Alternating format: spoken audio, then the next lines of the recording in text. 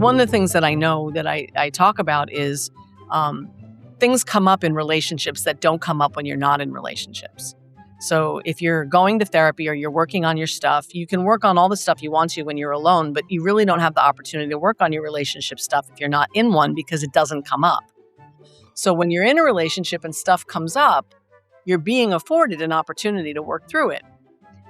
It's not easy. By definition, it's not easy. It's challenging. It's hard.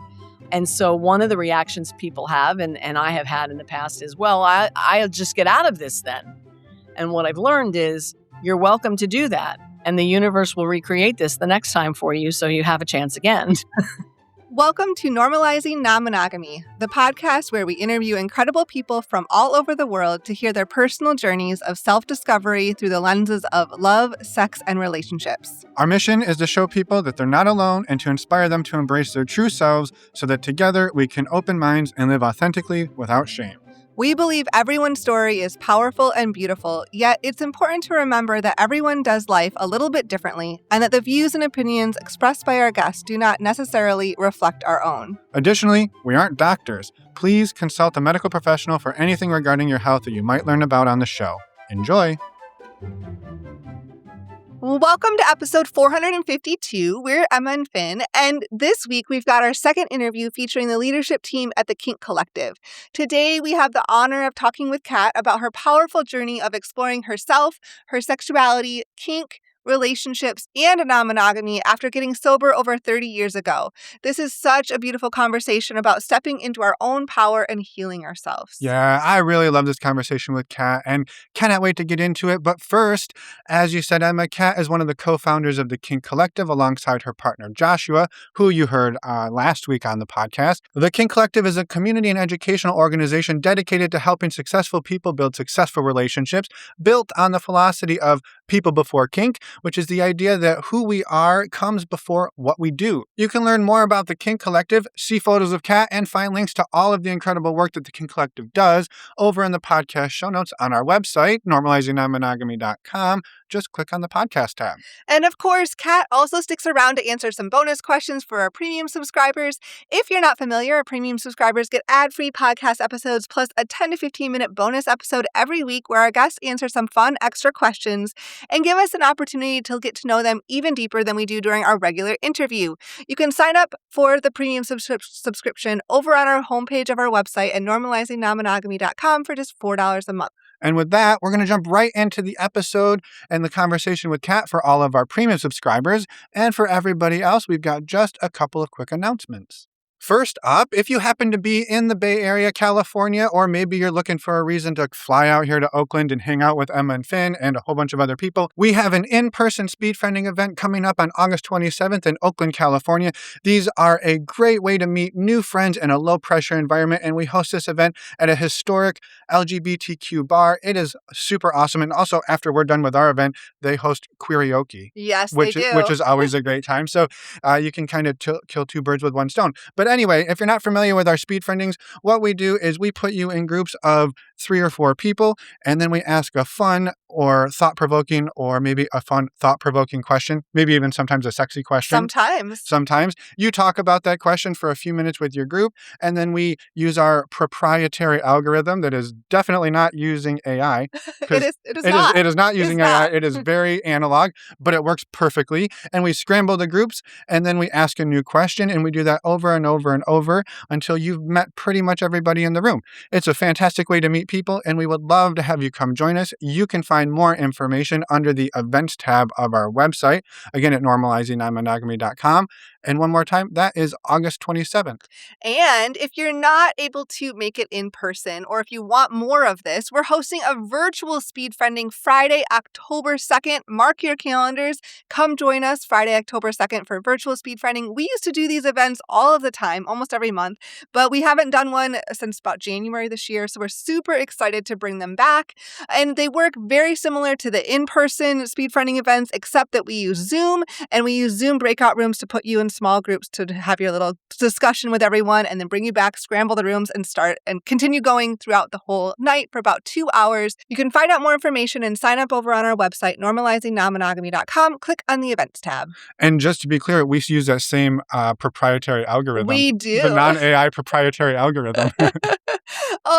If you can't tell, Finn's super proud of this. I am super proud of it because I am still firmly on the anti-AI train. It's pretty great. But all right, enough about that. Also, a quick reminder that both of the events are open to anyone. You just must be open-minded and respectful. Next up, if you are looking for even more community and connection than that, Emma and I lead a community full of over 300 people who socialize and support one another every single day. We host our community on a platform called Mighty Networks. We have monthly community support Zoom calls, monthly virtual workshops, and in-person events as well, all for less than $10 a month. And our next monthly virtual workshop, which again is included in that $10 a month, is going to be hosted on August 19th. It is called Transforming the Shame Triangle, and it is going to be led by Jessica Fern, which you may recognize that name as the author of Polysecure and the co-author of Polywise. So you're definitely going to want to come check this out. It's going to be a fantastic workshop, and you can learn more about the workshop and how to join over under the events tab of our website. And again, that is on August 19th. So sign up now. Don't miss it. And to join the community, again, go over to our website, click on the community tab. You can read a bunch more information and sign up right there. And really quick, we just threw a whole bunch of different dates and events and activities at you. Just to a reminder that you can head over to our website, normalizingnonmonogamy.com, click on the events tab, and there will be a calendar there where it sort of lists out everything so you can learn more about each one of these and you don't have to remember all of these dates. They're right there. And finally, we want to remind all of you about our favorite way to get tested for STIs. It is stdcheck.com. You hear us talk about it all of the time. This is a fast, easy, discreet way to get tested for STIs. It is a service that Finn and I use. We've been using it for years. We wouldn't tell you about it otherwise. When you use the links on the resources tab of our website, you get $10 off, making a 10-panel test only $129. Thank you in advance for using those links, and thank you to anyone who's used the links in the past as well. It supports the podcast, so thank you so much for doing that. And the very last thing we want to tell you all is that we would absolutely love to hear from you. If you have any questions, comments, or feedback for us, or best of all, you would like to come on the show just like Joshua and Kat and Natalie, or any of the other 450 guests that we've had on. Yeah. We would absolutely love to have you come on because this show does not happen without you. You can reach out to us over under the Contact Us tab, send us an email, and we will get back to you and we'll make it happen. And with that, let's go and talk with Kat. Well, welcome to the podcast, Kat. We're excited to chat today. We've been going back and forth with you and the team at the Kink Collective for, a couple months now, and we finally got to sit down. So we're excited to be here. Welcome to the podcast. Welcome. Thank you. I'm excited to be here too. Love it. Well, we're super glad you're here, and yeah, let's just dig right into it. So maybe just kick us off. What does your relational ecosystem look like today? So today I am in what's called a triad. Mm-hmm. I have two partners. They both live with me. One of those partners is Joshua, and the other one is Natalie. They're both they're both significantly younger than me. Joshua's 14 years my junior, and Natalie is significantly more my junior. But that came into existence because Joshua and Natalie connected first, and then he brought her in, and then she and I connected. And at this point, I think we have a beautiful relationship, the three of us. We're very much a three. I crossed over a line, I don't know, I want to say about a year or so ago. She's been with us. Joshua and I have been together for a little over 8 years, and Natalie's been with us for the last 3. And probably, I don't know, a year and a half ago or whatever, I just crossed over a line where I stopped thinking in terms of 2 and started thinking in terms of 3.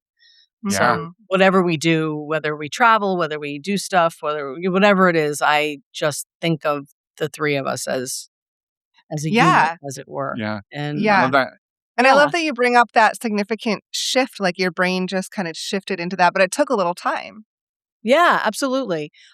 Joshua and Natalie connected right away, and they're also in a power exchange dynamic. And so I don't have negotiated power exchanges with either of them, although power dynamics exist everywhere. And they certainly exist with us. Joshua being my baby bear and I'm the mama bear. I don't know if you can see that, but Yeah, tattoo. I love Beautiful it. tattoo. Yeah. yeah, thank you. And so we definitely have our own versions of power exchange. But Natalie and I took a minute to get comfortable with each other, to develop a relationship together. And she just recently stumbled on the term romantic mentorship to refer to our relationship because it definitely has a romantic component. But because of the age difference, there is kind of a mentorship element to it. Although, truth be told, I learn as much from her as she learns from me. Totally. Mhm, Yeah. mhm. Yeah. Yeah, we've Yeah. heard that similar thread from others. Just like, you think in some of these dynamics, like, oh, well, the wisdom is like one way directional, but it is really not. Like we're all just learning from one another all the time. And I think that's what's so beautiful about this. And just, yeah, excited to dig in a little bit more. And I'm curious, it sounds like you and Joshua have been together 8 years. When did non-monogamy come into your world? Non-monogamy came into my world. Um, I have to back up and Mhm. tell part of my story to do this, Go right? go for it. Yeah. Go for Right. it. So about 30 plus years ago, I realized that I had a problem with alcohol and got sober. Mm-hmm. And in the wake of that came a few things. In the wake of that came reckoning with my sexuality. I had sort of masqueraded around in the world as heterosexual, which is not true about me. It actually never was true about me, but I didn't know how to deal with my sexuality in a way that left me identified in the world in a way that was accurate and authentic and comfortable. Mm-hmm. But in the wake of getting sober, I did exactly that. In fact, I came out as gay um, until a few years into it, another male-bodied person ended up in my life, and then I was like, "Okay, God, this is, you know, the phrase that I now know is man makes plans and God sits and laughs." Like, Yeah. I decided I was a lesbian and that's what had been wrong with me all my life, blah, blah, blah. And then sure enough, that's not it either. And the truth is as an aside to this whole thing, coming out as bi or pan or something other than straight or gay Yeah. is not easy. And it certainly wasn't easy 30 years ago, right? When everyone on both sides of that fence tell you that you're simply on a fence and you need to make a decision, Yeah. right? And that, Yeah. when I also, at that period of time, I ended up getting into sobriety when my second marriage crashed and burned. And I ended up in therapy. And when I went to the LGBT center in Berkeley, I was living in Northern California at the time. Um, my only criteria for a therapist was that they believed that bisexuality was real Yeah. because that's what I was grappling with. And I didn't want to be sitting with a therapist who was going to then try to tell me that I needed to Yeah. make my mind, right? Yeah, that's not helpful. Well, when you get, these therapists that are not kink aware, they're not poly Mhm. aware, they're not any kind of alternate lifestyle aware, Yeah. they end up pathologizing the very thing that's true about you. Yeah. And not everyone, but there does need to be, carefulness in trying to find a therapist. So I found a therapist at Totally. that time and I Well, worked and with just her. really quick, I think even on that, even the ones who are like, and this isn't to shit on any of them, but even if they're like, no, I'll say, I believe in bisexuality, heavy air quotes on that. But there is also a difference too of like, you know, that your therapist is polyamorous or is pansexual, right? And not only do they believe in this thing, but they also have some lived experience with it. And I know that has been a help for us too especially around non-monogamy and polyamory. That's a whole other rabbit hole that Yeah. we go down in the work that we do, working with therapists, trying to get them to understand that you can't. It's much more challenging to help someone when all you know is from a book and Yeah. you don't have any lived experience, Yep. right? And so we work a lot with therapists trying to get them to do their own work so that they Mhm. know where they sit on these issues. Because the truth is everybody's a little bit kinky, whether they know they are or not. Mhm. And and I think everybody has thoughts or feelings about, you know, non-monogamous things, right? But Yep. if you don't do your own investigating, if you don't do your own introspection, then it's hard to know where you sit. Yeah. Like Joshua always says, you can't learn how to swim in a book, That's right. right? That's right. Like, Yeah. until you get in the water, Yeah. Mhm. that's when it gets real. All right. Totally. Right. Totally. And so you were sort of grappling with this, figuring out your sexuality, and Mm-hmm. it sounds like early 2000s-ish, somewhere around Yeah, there, no, in the mid '90s. in the mid-90s. In the Okay. mid Yeah. '90s, yeah. I got sober in late 1993, so this was like Okay. 94, 95, 96, in the mid '90s, in those years. Which I is even harder to find these type well, I mean, I suppose in Berkeley it's a little easier, but still I imagine not easy to find the support that actually feels like it really supports who you are rather than just, like, "Okay, yeah, we believe you," kinda Yeah, vibe. yeah, no, that's true. That's true. So I was able to find the support I needed in the therapist that I got, and Amazing. in the people that I ended up surrounding myself with on account of not drinking anymore. I got a lot of support. There were also support groups for LGBT folks in that realm, and so I was able to sort of hang out with my people, as it were, Mhm. which was helpful. And then at the same time, I started to investigate my own desires around kink, which I had always had and never had the courage to do anything about. So, in this period of transformation, I started to investigate that. At a certain point, I don't know, I might have been 3 years into this period of time, I met somebody. This was the male identified person that had to move me off of the the lesbian, you know, party that I was having. He was also interested in kink, and then we were also interested in essentially swinging. It's like in an open relationship sort of a thing, which is a Mhm. type of non-monogamy. It's not exactly polyamory, but Totally. so my journey around that started then. Yeah. So probably in the mid to late '90s is when I began that actual exploration. Yeah. Um, And that started sort of in the swinging world was it sort of like doing parties and events together? I'm just curious what that kind of transition looked like. Yeah, it was the swing BDSM world. I Mhm. started going to events. I was really fortunate that I connected with a man primarily in the gay BDSM community, but he also did events for all gendered and all orientations. And he sort of took me under his wing, and I learned a lot at the time, which was going to become very helpful in my later life when I actually started hosting my own events, which I had no idea was going to happen when I started. Yep. But I was very fascinated. I'd always been an event planner. That's what I had done for a living. So how these events ran was fascinating to me anyway.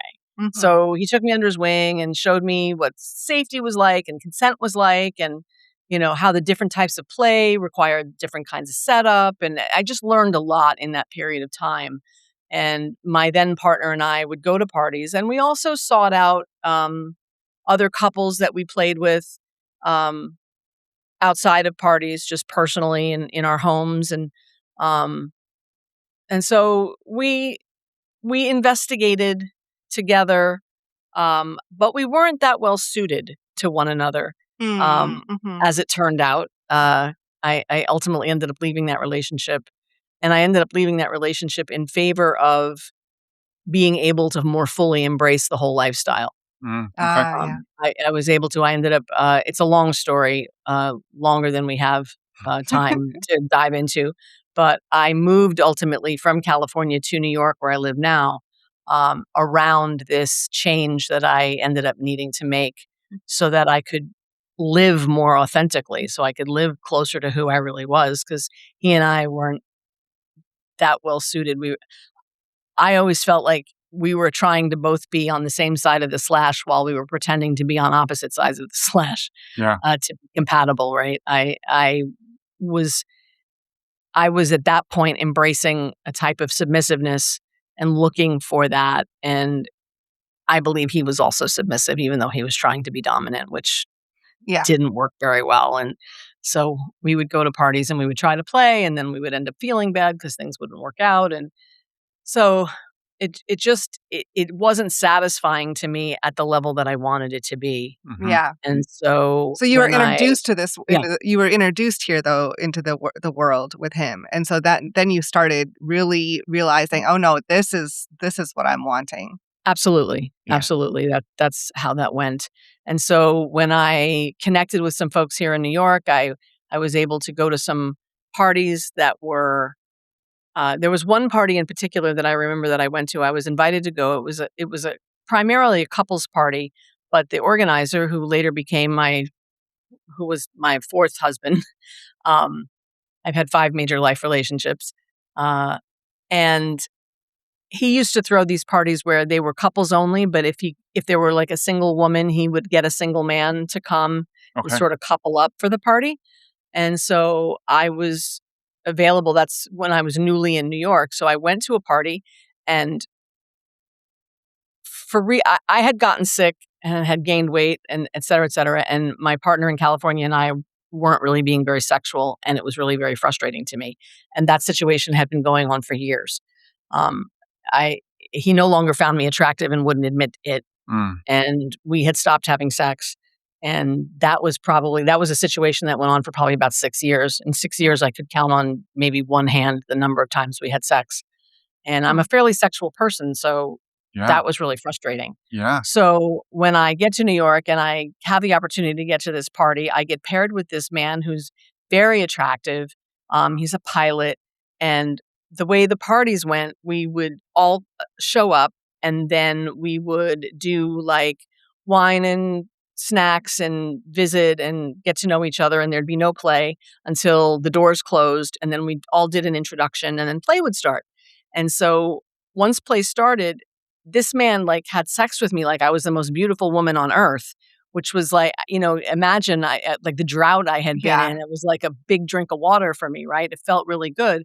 And then I remember looking around the room, and these were all people who were there with partners, being sexual with other people, but confident and comfortable, and in consensual relationships where they were really enjoying it. And I remember just having this feeling like, wow, these are the people I've been looking for. People who can be like this, people who can be comfortable and confident in their relationships, and they can go out and play with other people, and it's not a thing. Hmm. It's just something that they share together and do together.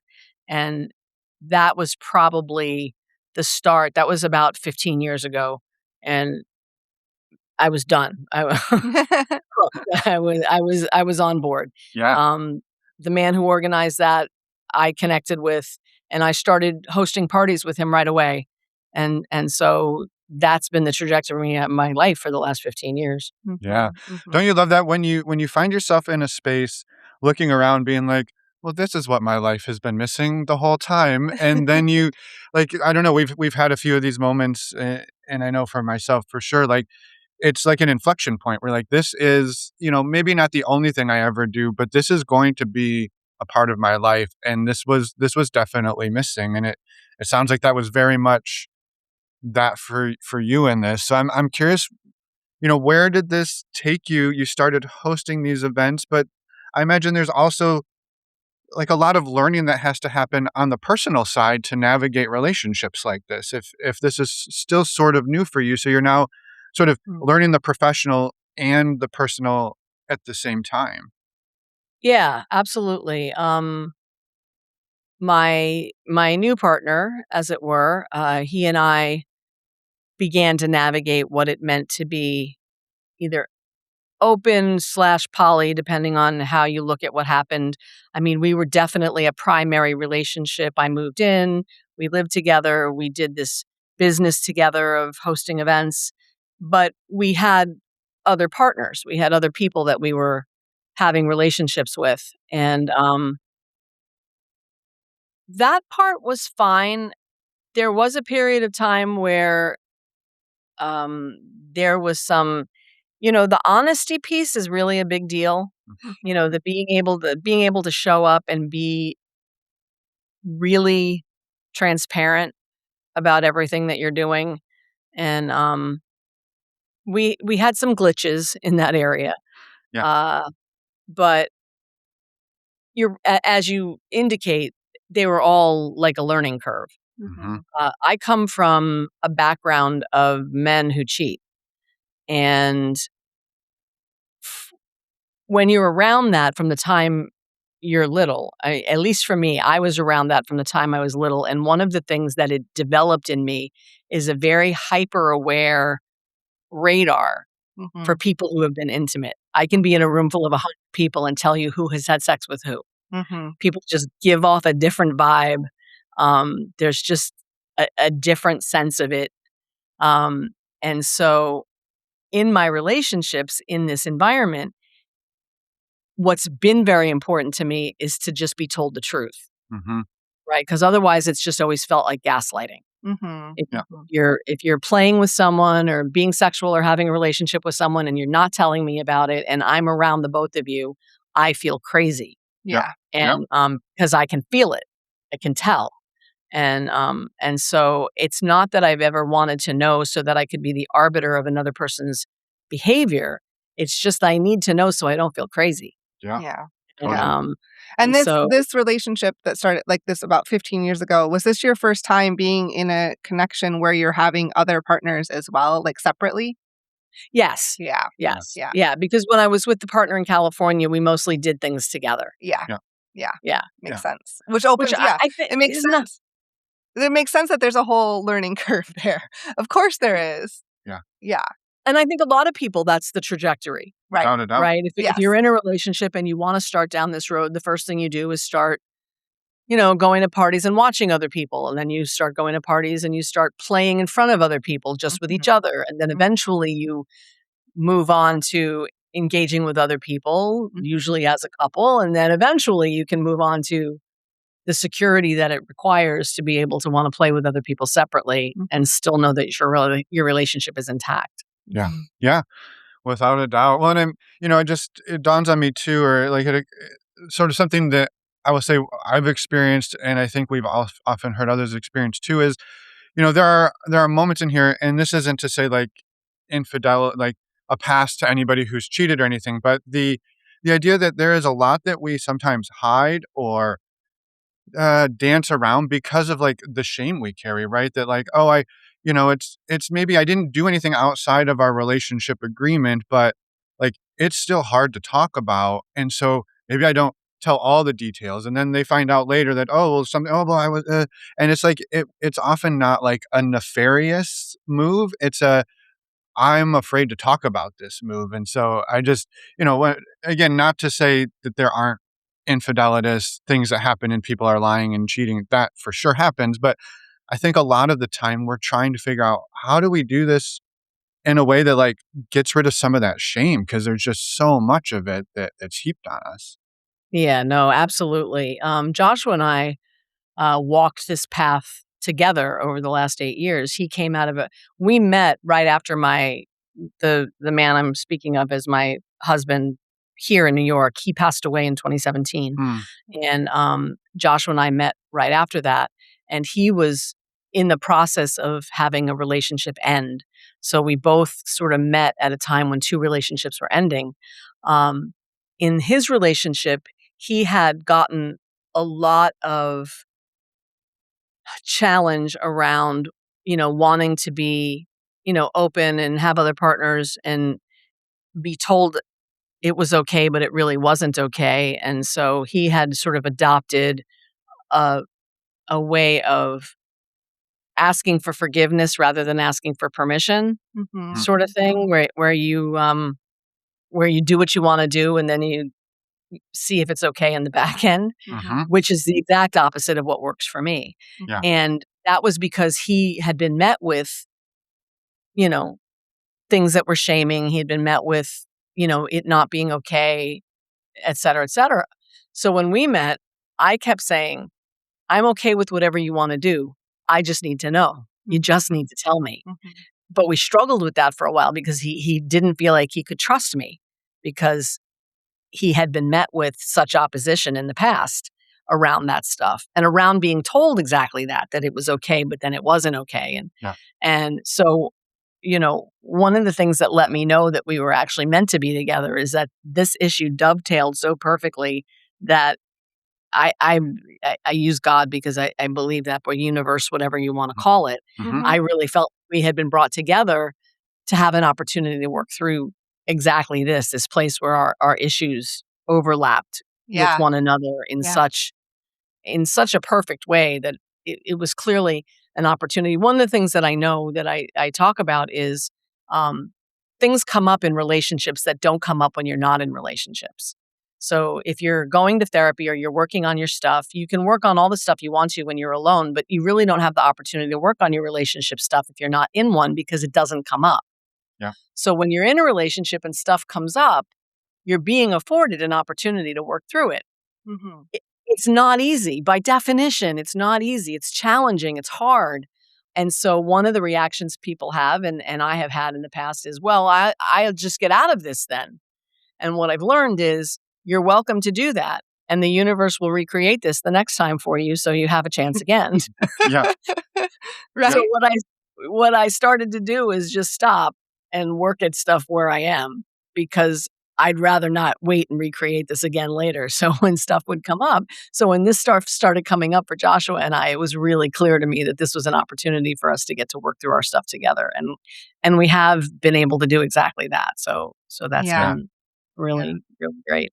Yeah, I love that. I'd love to dig into that a little bit more. And I know we're going to talk to Joshua next, but I'd love to understand like what some of those things, at least from your side, were that you were sort of working through and learning about yourself. But I just also wanted to draw the parallel too to the analogy around swimming from a minute ago, right? Is that same idea that, you can be like, well, I'm just never getting in this water again. The next water I get in, I'll swim great in that. And then you get in that water, you're like, well, wait a minute, this water is hard too. And it's like, well, maybe it's the swimmer, not the water. And we just have to learn. And you can't learn it from the shore. Well, and it sounds like you did that through the relationship and out here in Berkeley before you moved, started all of that. And I'm sure there was learning in the previous relationships too. It was just probably different because it wasn't open in that way. But then moving into the one in New York and now the one with Joshua, like there's a lot of opportunities to keep coming back to learning more about yourself. Yeah,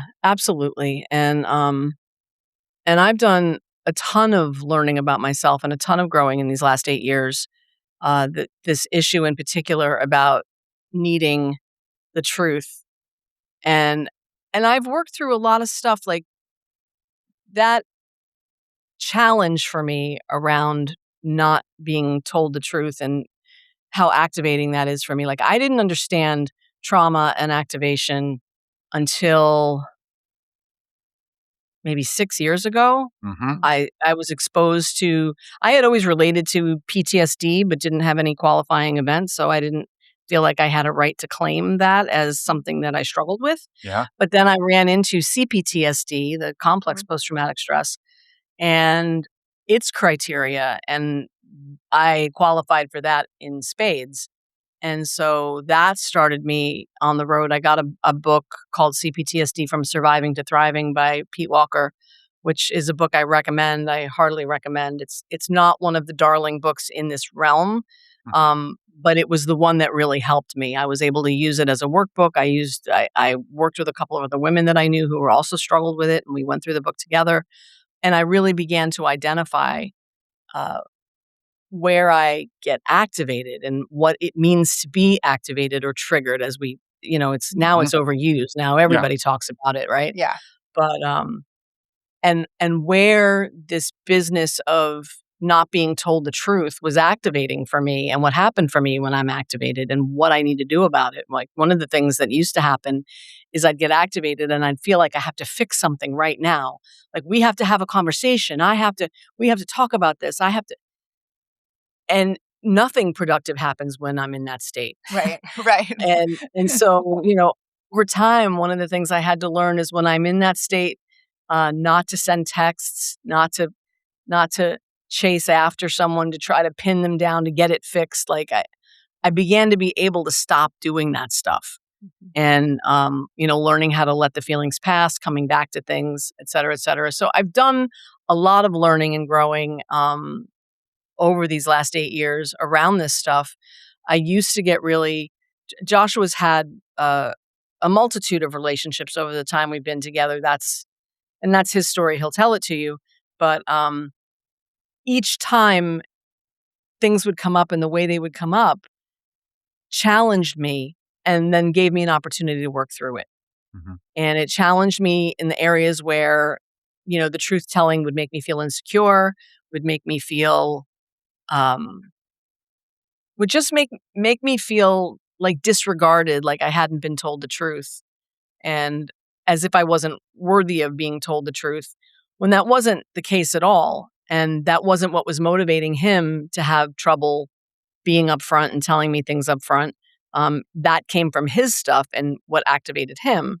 But having the opportunity over and over again, I watched myself work through it.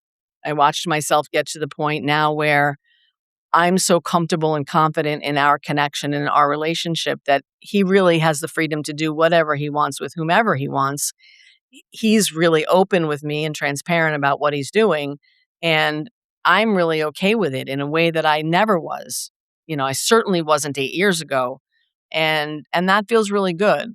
I watch some of the partners who have come in later over time, including Natalie, struggle with some of these things, struggle with where I used to be and where I'm not anymore.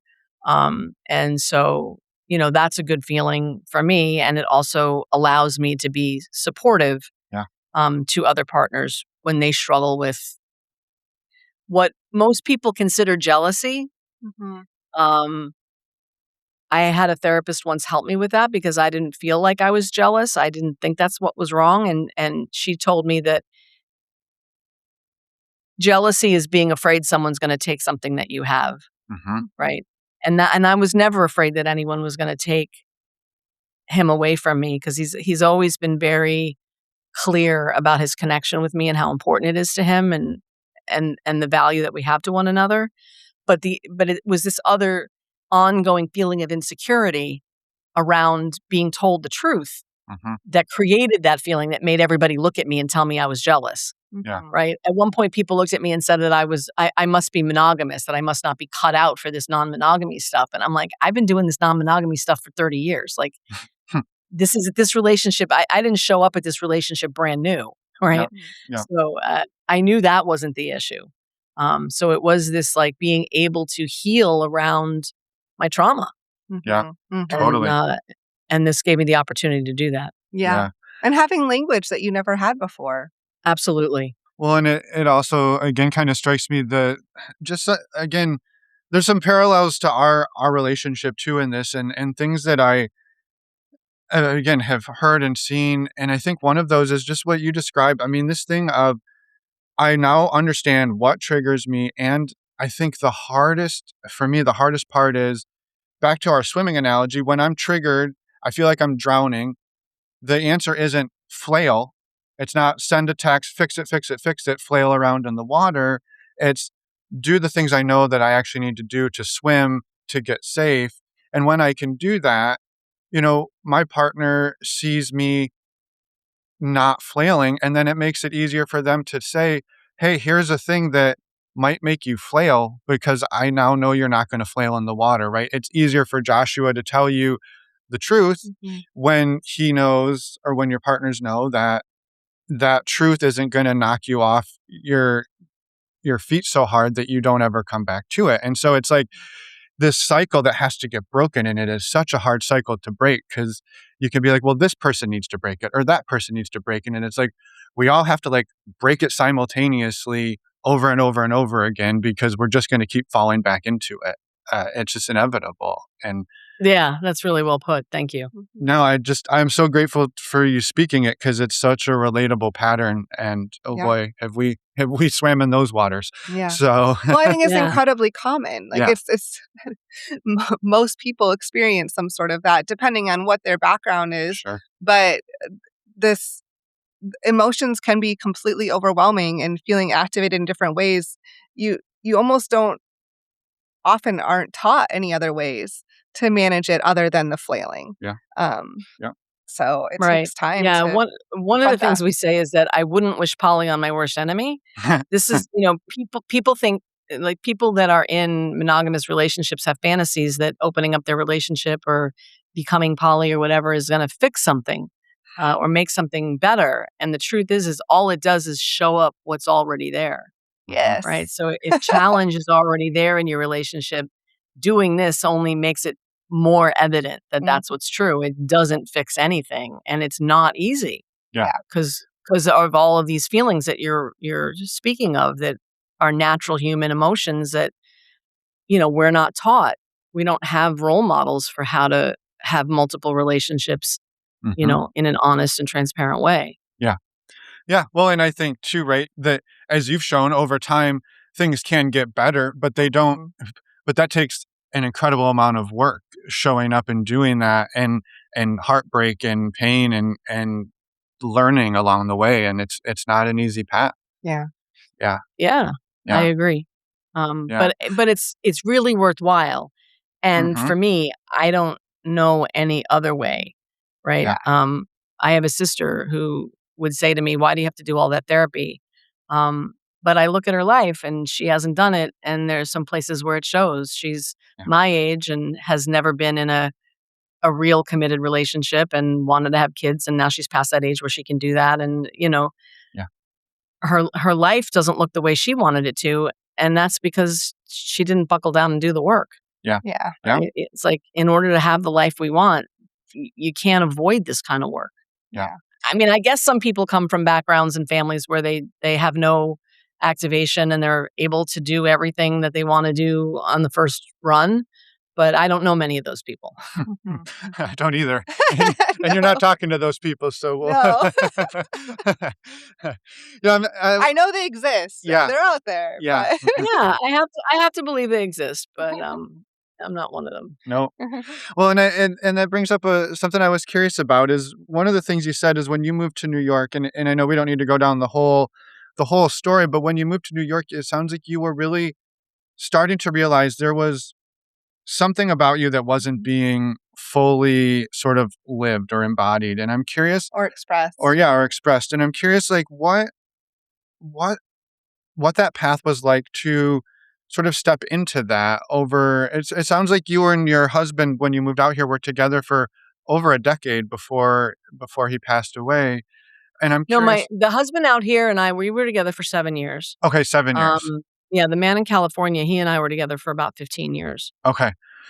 And the one out when you moved to New York, the 7-year partnership, that was the one that was sort of your first full foray into exploring openness and polyamory. Is that right? Yeah, exactly. Okay. Yes. I'm just kind of curious, like high level through that relationship. I mean, those first years of doing this type of relating are often a pretty big learning curve. And I'm just kind of curious what that was like for you leading up to that point where you meet Joshua. And I'm just sort of curious, like, what it was like stepping into that a little bit more, I don't know, formally, if that's the right word. Yeah. It was definitely challenging. I knew nothing about what we're talking about now about activation and triggers and all of that stuff. I knew nothing about that. Yeah. And there were definitely things about how he and I were relating and what was going on that brought those things up for me. Yeah. And there was the period of time where he wasn't as transparent as he should have been. Sure. And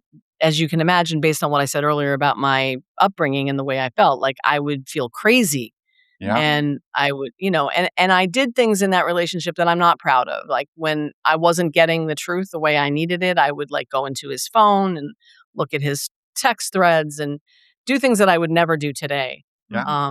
The flailing. But the flailing we learned. The flailing. I was flailing. That's exactly what I was doing. But I was also convinced I didn't want my life to look any other way. I believe that monogamy works if it works for you. But I don't believe it works for everybody. And it certainly didn't work for me. And, but I just wanted to be in an environment where there was truth and transparency around these things. And, it was funny because he used to say things to people about like how great it was to be with someone that he could be honest with. And then there came a time where he wasn't as honest as he should have been. I'll say should have been because it really was that.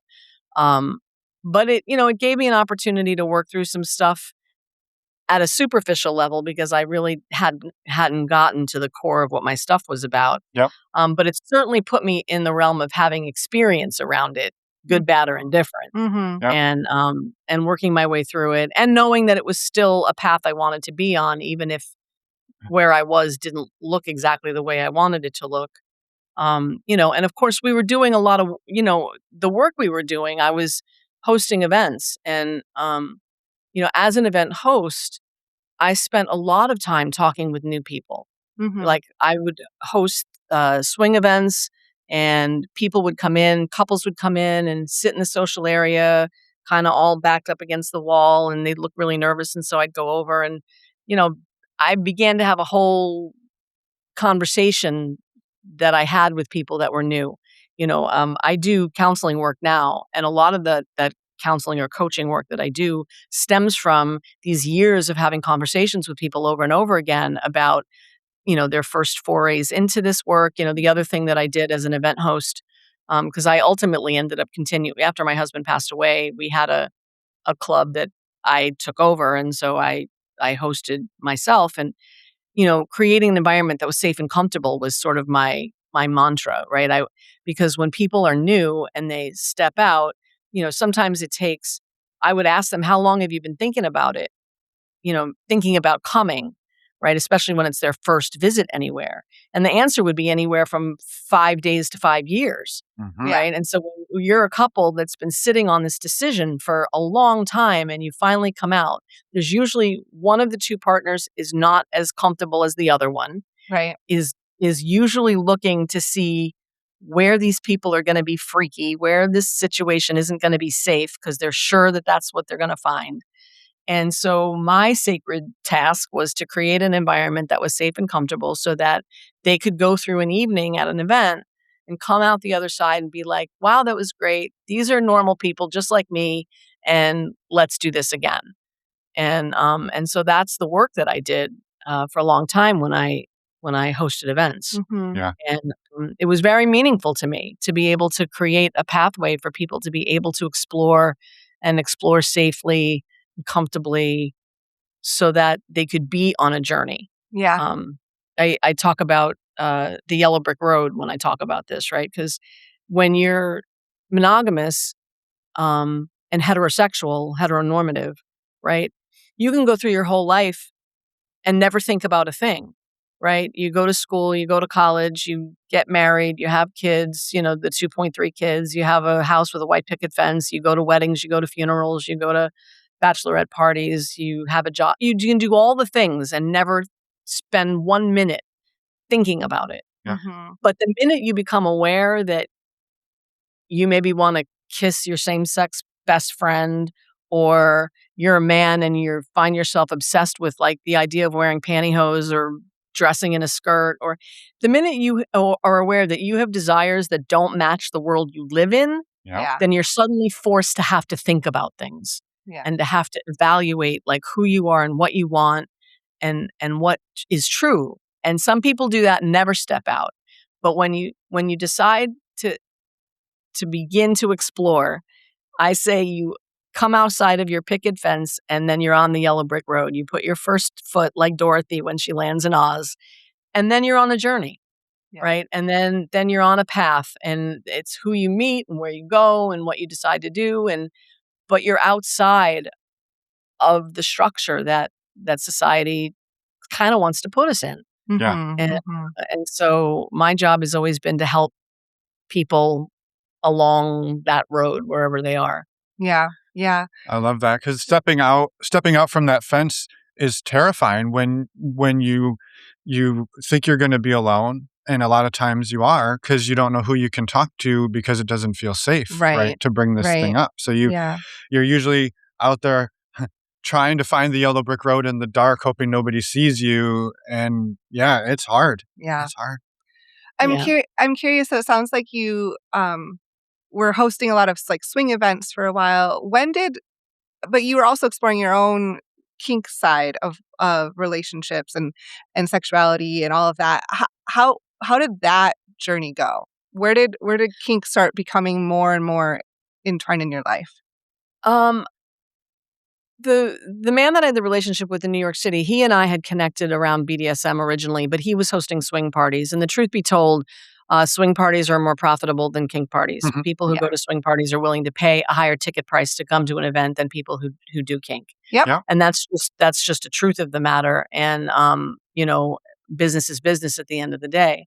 Yeah. So a lot of the parties that I hosted in those days were swing parties, but I was always interested in BDSM. The other partners that I sought out to play with, there was always a kink element in the play. Kink is an important part of my sexuality.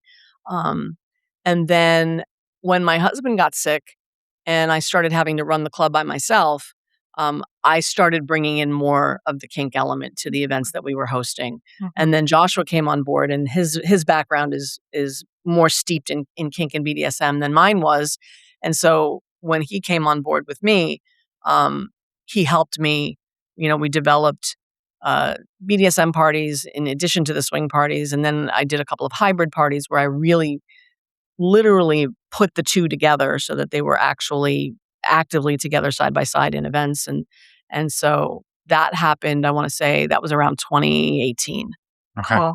that period of time. So 2018, 2019, until that space closed, I ran the parties like that. Yeah. Mhm, I mhm. love that. It always we've talked to some people who've done this before, and it always makes me think of when you have like two sets of friends who've never met each other, and you're gonna have the barbecue where these people are gonna meet these people, and you're like, I hope they get along. It's really funny. Once we started having BDSM furniture in the swing space, and like we kept a cross and a bench, and even when we had the beds set up and it was a BDSM party, I mean a swing party, there were times in the swing party where people got so interested in BDSM that it was almost like a BDSM party broke out in the middle of the swing party. And, when the BDSM people were actually allowed to be sexual, like that was exciting for them too. So it was funny that sometimes we'd be in what we thought was one party and then the other kind of party would just break out spontaneously. Yeah. It just shows that they're more overlapping than I Yeah. think that many people think they are. Yeah. Yeah, I think so many of us are just looking for that permission, looking for that opening to be like, oh, I was curious, but now I saw somebody else do it. It's okay for me to do it. It's okay for me to Yeah. step into that. Yeah. Yeah. Yeah, Yeah. amazing. And so is that where the Kink Collective was then born out of? The King Collective was born in 2018 when Joshua left his relationship. He had been hosting events in her space with a name that was related to her. And so he couldn't do those things anymore. But he had been the one who was running his events. And he was the host and the people were there because of him. So he basically took that with him. So when he came to my space and we started working together, he needed a new name. We needed a new name for this group of people. Mhm. So the King Collective was born. It was born as a leather family. And so there were a core group of people that shared the same ideals and shared the same values that we did. And so it started that way. And we ran it like that while Decadence, that was the name of the club, was still open. When Decadence closed and we came to another space, we tried to host some events to keep a continuity going for those folks, to give them a place to come. But then 6 months after that, COVID broke out Mhm. and no one could go anywhere. And in the meanwhile, Joshua and I had developed a weekend event where we hosted a weekend event. The first one we did was on Valentine's Day weekend in 2020, where we had, right before. where we had people come together, and we had taken he's been in professional domination for the last 15 years. I've been hosting events for the last 15 years. He was also an event host. And we learned a lot from our respective clients and people. And so we took everything we knew and we turned it into a curriculum to help people figure out who they are and find the language that they need to find to be able to communicate with other people so that they can genuinely show up and ask for what they want. And so we did a lot of work around consent, around negotiation, around vetting and discernment, around power exchange, energy exchange. And so in the time of COVID, we took everything because we were getting ready to do another one in March. When literally we were all shut down. Yeah. And so during COVID, we just sat in the space and took everything that we did, and literally we were like madmen in a way. We had big whiteout, writing boards and papers and documents, and we were gifted a curriculum from Gil Kessler from GMSMA, who taught essentially gay men how to have safe and healthy BDSM relationships. And he was sick and getting ready to pass away, and he gifted his curriculum to Joshua. Wow. With the idea of him carrying it on. So we took his curriculum and everything we had done, and we broke it all down. And then in 2021, a man that we're friends with at a gay men's retreat space north of Albany in New York reached out to us and said, our community is dying to have some connection because we can't get together. Would you help us do a virtual weekend event? They did a weekend event called Kink Odyssey that had been an event for men. And they said, we would like to do it virtually. Could you help us with it? And we did. So we took everything that we had been formulating and took their structure and turned it into a virtual event. We had a studio space that the space we had moved into was a live workspace. So we had the ability to have it be like a studio. And so we hosted this event. We hosted breakout rooms, and we hosted performances so that people could watch people. If they couldn't do BDSM, they could at least watch people do BDSM. And so we did that. In August of 2021, we got to go to Easton Mountain and do it in person for the first time. And in the time since then, we've done and developed and tweaked this weekend intensive probably 20 times. Wow. And we just did our last one in the fall. We're going to do another one coming up on Labor Day weekend. We try to do them on weekends where people can have Monday off, because we cram so much into 2.5 days that people need the next day off to recover from the work that you do with us. And all of the work that we have people do, and we have other stuff now. And in the wake of it, we do online stuff. We have a podcast that we do, and we have a group that meets Tuesday nights where we take the questions that we answer in the podcast and we dive into them together, where we go into breakout rooms and people get to answer the questions and hear other people answer questions and really see what it's like to connect. So we just developed all this work out of the work that we had done. And some of it was just serendipitous, what COVID provided for us, what other people provided for us for opportunities. And so and it sounds like you've blended a lot of virtual options and in-person options. Yeah, for sure. We have a 12-week mentorship program that we do that's really life-changing. We've done a few iterations of that. The first one we did was 6 months. We had people meet every week for 3 hours a week for 6 months. Wow. And they all came and they did the whole thing. And those people are not the same as they were before the program. Like that was life-changing stuff. Then we did one that was 6 weeks, and that was too fast. And then like 12 weeks was just right to do all the material, to cover all the material that we have to cover, and to put people through the paces that we put them through to get them where they need to be in terms of self-awareness, self-reflection, understanding other people, understanding what vetting and discernment means. And I could go on and on about it, but that's a virtual program. It's a whole virtual program. So we do that. Plus we still do the in-person weekend intensives here in New York City. Yeah. I'm just kind of curious, Kat, for this 12-week program, is like, I guess, what type of people would find who would be somebody that would land there and get a lot out of that? Is this people who are primarily looking to go down the kink path, or is this anybody who's really looking to just sort of understand themselves better, step into maybe some type of, whether it's alternative relating, alternative sexuality? I don't love these phrases, but just somebody who's going to step out into the yellow brick road to have somebody next to them. We say now that, how we got to where we are is through the lens of kink, but what we do now is applicable to all relationships. These are skills that you develop in our program that allow you to be in the world, to be with yourself, and to relate to other people in a way that you want to and you don't know how. Who finds us? Who finds their way to us? Usually professionals, people who are successful in other areas of their life, but their relationships are still not feeling the way they want them to. Mhm.